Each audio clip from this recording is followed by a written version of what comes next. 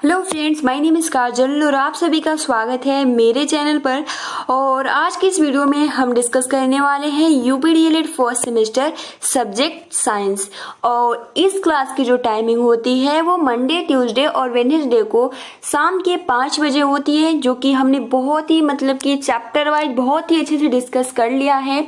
ठीक है, अगर आपने प्रीवियस वीडियोस नहीं देखे हैं तो आप सभी को डिस्क्रिप्शन बॉक्स या फिर कमेंट्स बॉक्स में उसका लिंक मिल जाएगा प्लेलिस्ट का, आप वहां से जाकर देख सकते हो। चलिए फ्रेंड्स, हम शुरू करते हैं। और ये बहुत ही महत्वपूर्ण प्रश्न है, हम शॉर्ट क्वेश्चन डिस्कस कर रहे हैं। ठीक है, क्योंकि ये भी बहुत ही महत्वपूर्ण प्रश्न है। तो चलिए हम शुरू करते हैं। वीडियो को लाइक कर दीजिए और अपने फ्रेंड्स मित्रों को शेयर कर दीजिए। और अगर आप हमारे चैनल पर नए हो तो चैनल को सब्सक्राइब कर सकते हो, क्योंकि हम यूपीडीएलएड से रिलेटेड सारी इंफॉर्मेशन इस चैनल के माध्यम से आपको प्रोवाइड करते हैं। तो देखिए फ्रेंड्स, आपका सबसे पहला प्रश्न है, जैसे कि हमने कल डिस्कस किया था, किसी भी क्वेश्चन को याद करने से पहले जो आपका मेथड होना चाहिए, सबसे पहले तो आप किसी भी क्वेश्चन को पढ़ो तो उसको समझो कि ये पूछ क्या रहा है। ठीक है, तो सबसे पहला प्रश्न है कि परमाणु किसे कहते हैं। तो आपके माइंड में सबसे पहले क्लिक करना चाहिए कि परमाणु किसे कहते हैं। ठीक है, तो देखिए, जो परमाणु होता है वो क्या होता है कि एक तत्व का क्या होता है, छोटा छोटा भाग है। ठीक है, छोटा से छोटा भाग है जो किसी भी रासायनिक अभिक्रिया में भाग ले सकता है, परंतु स्वतंत्र अवस्था में नहीं रह सकता। अब इस परमाणु को देखकर आप सबसे पहले तो आप ये सोचो कि जो परमाणु है इसमें थोड़ा वो करो ना कि ये स्वतंत्र अवस्था में नहीं रह सकता है, वो स्वतंत्र नहीं है, हम लोगों के जैसा स्वतंत्र नहीं है। तो जब आप ये मन में आएगा परमाणु, ठीक है, तो आप इससे पहली बार तो क्लिक करो कि ये स्वतंत्र अवस्था में नहीं है। परमाणु वह तत्व है जिसका छोटे से छोटा भाग होता है और वो किसी भी रासायनिक अभिक्रिया में भाग ले सकता है, परंतु वह स्वतंत्र अवस्था में नहीं रह सकता है।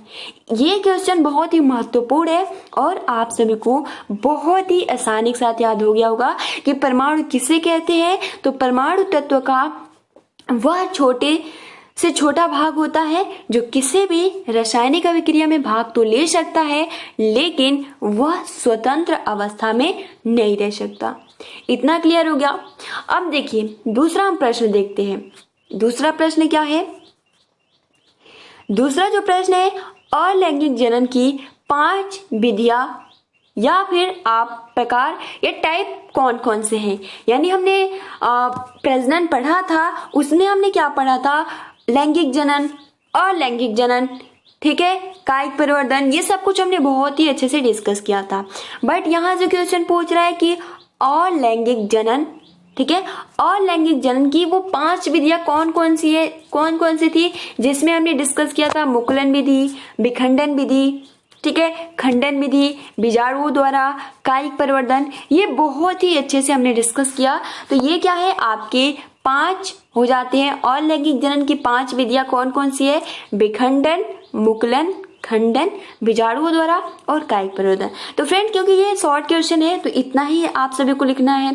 अब देखिए, क्वेश्चन ये आता है कि जब उसमें 30 वर्ड में लिखना होता है तो हम इसको किस तरीके से लिखें।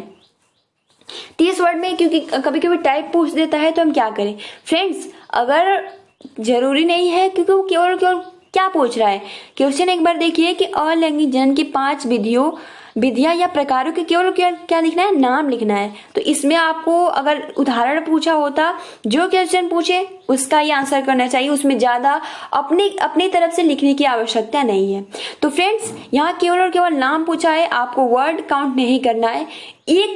जो 1 या 2 टाइप होता है तो आप वही लिखेंगे, उसमें आप सभी को 1 नंबर का है तो उसमें ज्यादा लिखने की क्या आवश्यकता है। ठीक है, जो कि कॉपी भी चेक करेगा तो समझेगा कि हाँ क्वेश्चन का यही मतलब है, तो 1 नंबर वो देगा ही देगा, नंबर थोड़ी ना काटेगा।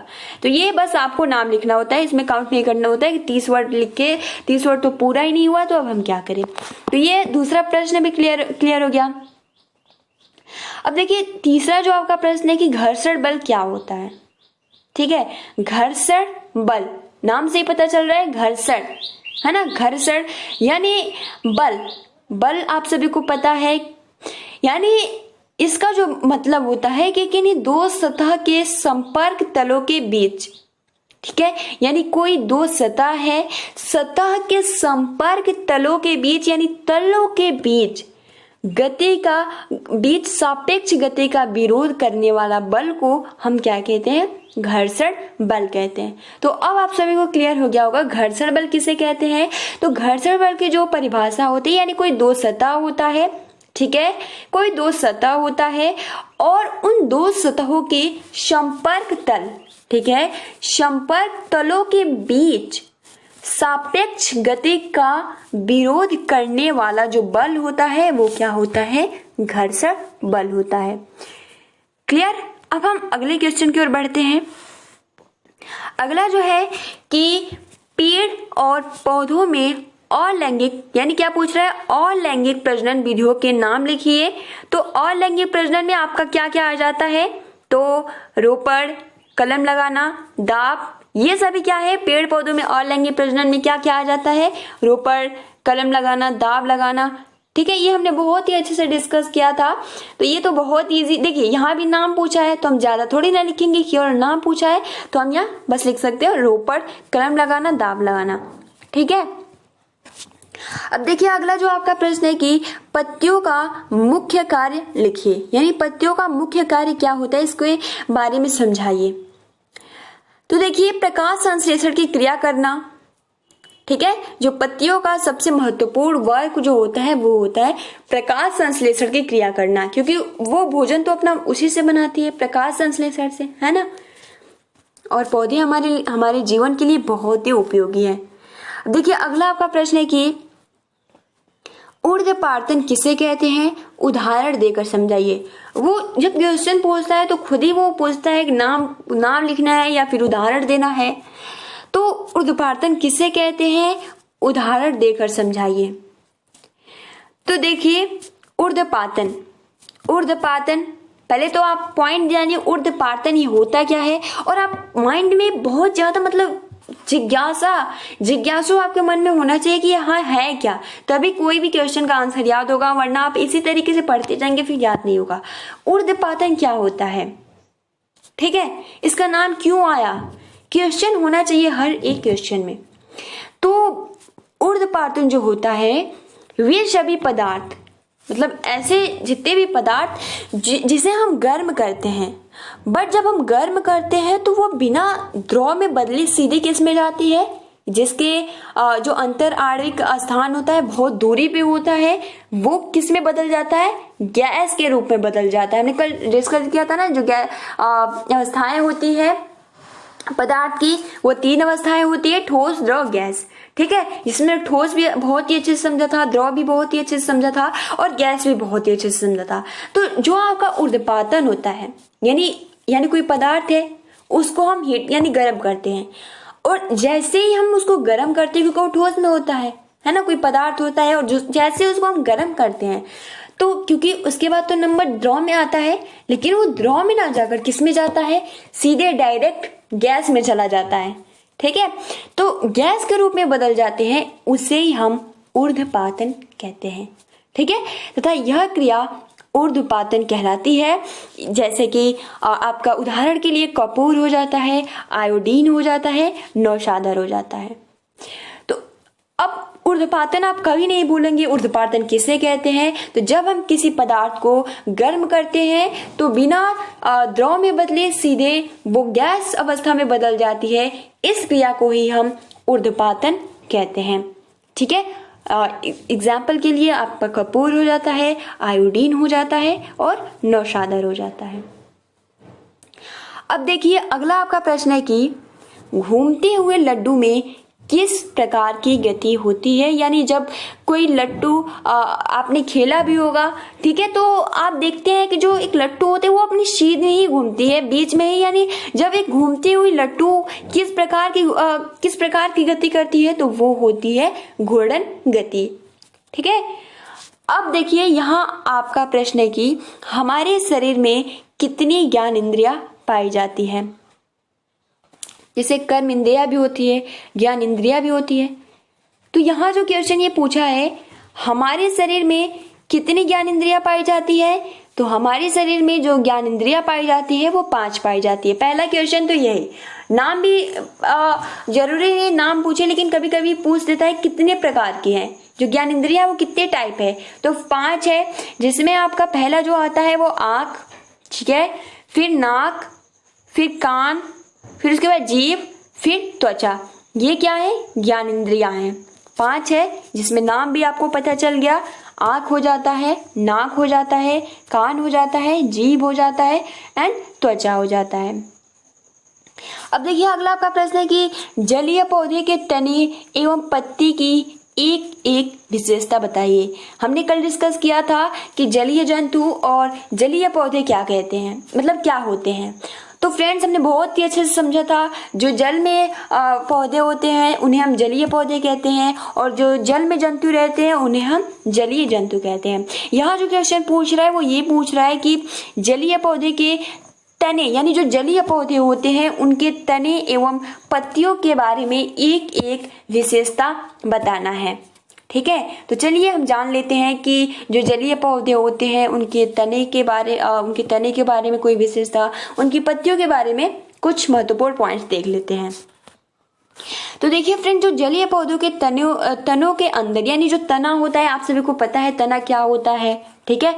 या आपका जैसे कि मान लीजिए एग्जाम्पल के लिए हम वैसे ही बना रहे हैं पेड़, ठीक है। ये जो होता है आपका क्या होता है? तना होता है, ठीक है। और जो ये आपका होता है यहाँ से ये पत्तियां होती है। तो इतना क्लियर हो गया। यानी जो आपका जलीय पौधे होते हैं उनके तनों के अंदर, यानी तनों के अंदर क्या होती है?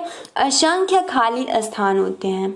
पहला पॉइंट, पहली विशेषता तने के बारे में, यानी तने के अंदर असंख्य खाली स्थान होते हैं। उसके बाद जिन्हें हम क्या कहते हैं? वायु कोष्ठ कहते हैं, क्योंकि हवा भर जाते होंगे इसलिए। वायु मतलब क्या होता है? हवा। तो वायु कोष्ठ होते हैं जिनमें वायु भरी, देखिए अगला पॉइंट यही आ गया, जिनमें वायु भरी रहती है, जैसे कि जलकुंभी, ठीक है। तो जैसे कि आपका जलीय पौधा में जलकुंभी आ गया। तो ये पहली विशेषता हो गई, यानी जो जलीय पौधे होते हैं उनके तनों में असंख्य खाली स्थान होते हैं, जिन्हें हम वायुकोष्ठ कहते हैं, जिनमें वायु भरी होती है। एग्जाम्पल के लिए जलकुंभी। और तालाब में कमल अथवा कुमुदनी के पौधे के विभिन्न भागों को ध्यान से देखने पर मालूम होता है कि इसकी पत्तियां चपटी और इनकी सतह मोम जैसी चिकनी होती है, ठीक है। आपने देखा भी होगा जो उनकी पत्तियां होती है वो सतह पे मोम जैसी चिकनी जैसी दिखती है। इससे पत्तियां गीली नहीं होती है, क्योंकि आप पानी भी गिरा के देखेंगे ना तो उसमें पानी जो होता है फिसल जाता है, मतलब गीली नहीं होती है।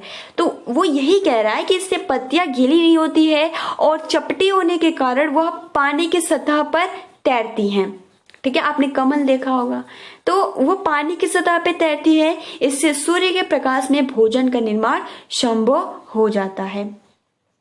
तो आपको एक तने के बारे में विशेषता मालूम चल गया, तने के बारे में कि तने के अंदर असंख्य स्थान खाली होता है, जिसे हम वायुकोष्ठ कहते हैं, और जिसमें हवा भर जाता है। एग्जाम्पल के लिए आपका जो हो जाएगा वो हो जाएगा जलकुंभी। उसी प्रकार अगर हम पत्तियों की विशेषता की बात करें तो इसमें आपका कमल आ जाता है, कुमुदनी आ जाता है।